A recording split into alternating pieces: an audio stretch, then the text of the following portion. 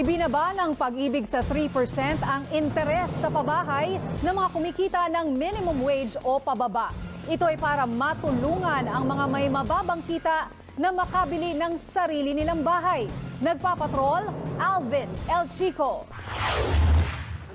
30 anyos si Daisy, single, minimum wage earner at naglakas loob na kumuha ng sariling bahay. Kayang-kaya naman po, sir. Kasi nasa ano naman po yun eh, yung nasa will mo po yun na talagang pag nagpundar ka, siya po lahat gagawin nyo. 36 square meters sa Lumina sa Plaridel, Bulacan ang nakuha ni Daisy sa halagang 446,000 pesos.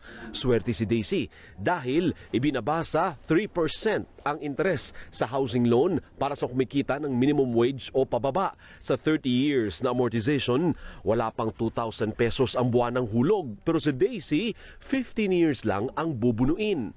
15 lang po kasi para medyo bata pa po ako. Yung the rest po ng taon, pwede po magpahinga na po. Pasok sa programa ang kumikita ng 15,000 pesos kada buwan sa Metro Manila at 12,000 pesos sa probinsya. Paliwanag ng Pag-ibig, hirap kasing manghiram sa bangko ang mga mabababa ang sweldo. Ang tingin kasi ng mga bangko, mga high risk daw. Ang Pag-ibig Fund naman, ito naman yung ating social mandate. So mandato natin na pagsilbihan yung mga miyembro natin na yung underserved or unserved na sector.